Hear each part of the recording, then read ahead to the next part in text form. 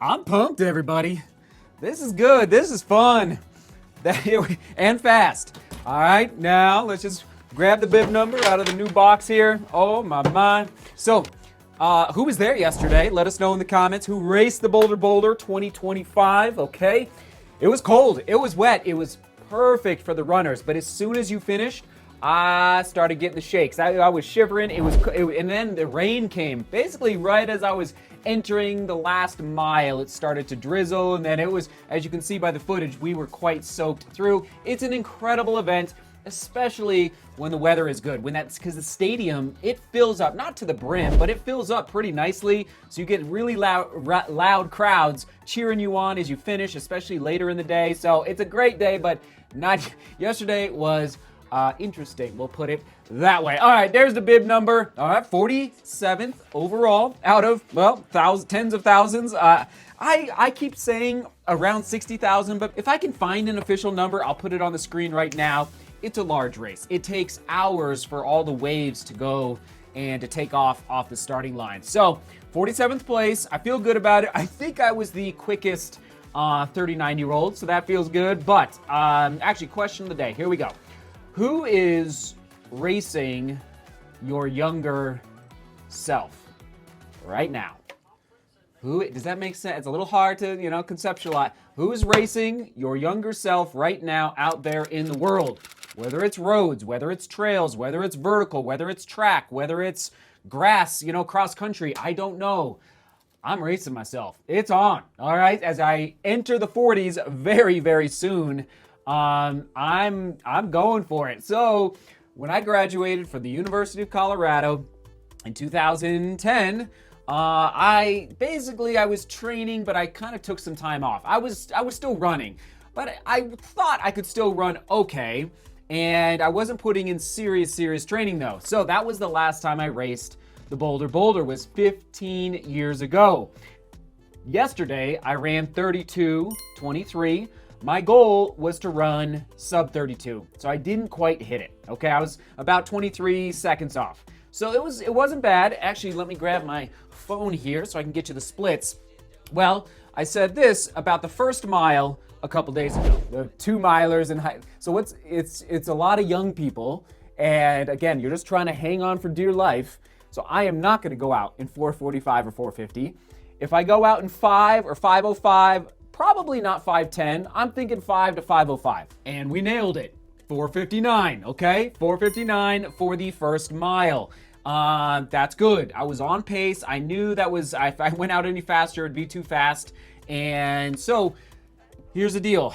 In 2010, I ran 33:15, okay? So almost a minute slower as a 24-year-old. 24? I think I was 24. Whoa. Now I will say, and one observation from the race, we're getting faster. Now, don't forget about shoe technology. We're going to talk about the Streak Fly 2 tomorrow, okay? How they performed out on the roads. Shoe technology is helping, no doubt. But my time from yesterday would have placed me basically about top 15 in 2010. And yesterday, I was 47th. So the depth, I was like, this is it. Like, I was looking ahead of me, and I was like, these guys aren't coming back.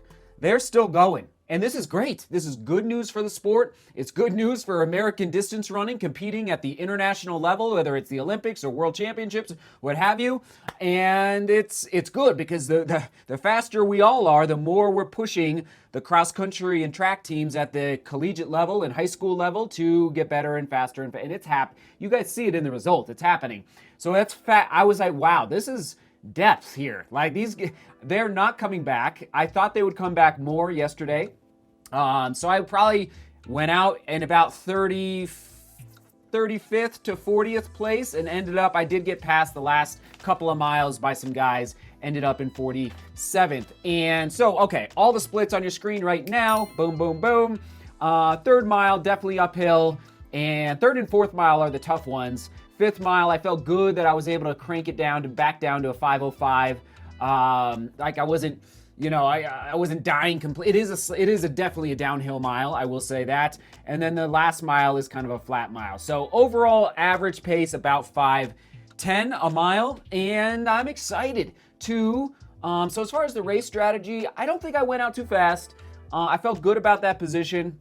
Maybe if I went out in 5:05, maybe I would have had a little more later in the race. I'm not sure, but I felt good about that pace. I was relaxed. And then mile 2, I felt very strong. Maybe picked it up a little too much, I will say.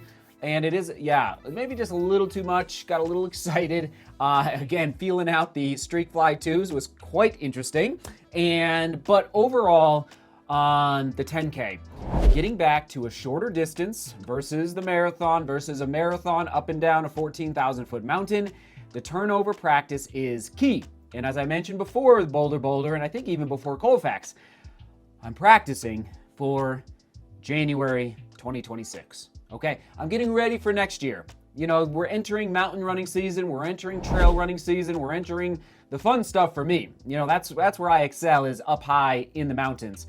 But I know it's key as we age to not forget to keep the legs moving, to recruit as much as possible those fast twitch muscle fibers, not just focus on the long distance racing, which I love, and especially up high, but I gotta keep rolling. So I'm gonna be looking for other 10Ks and even 5Ks, okay, in the not so distant future to keep practicing racing tactics.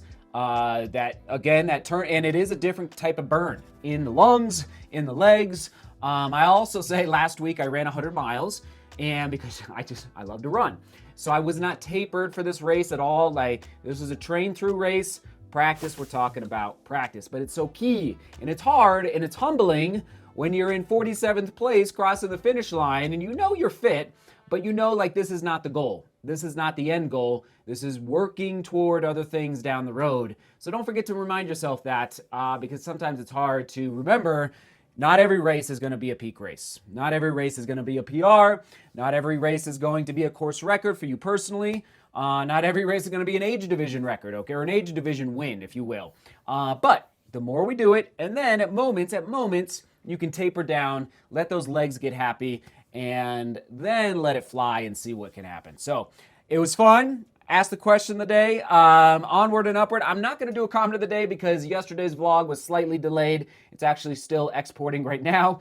But Boulder 2025 in the books. I loved it. See you guys 2026. I have a feeling we shall be back to those streets of Boulder before too long. This is the 45th anniversary, so number 50 is not too far off. Very cool. All right, we will toss it to, I guess yesterday's Raw and Uncut, in case you missed it. Raw and Uncut right there. All right, seek beauty, work hard, and love each other. See you tomorrow.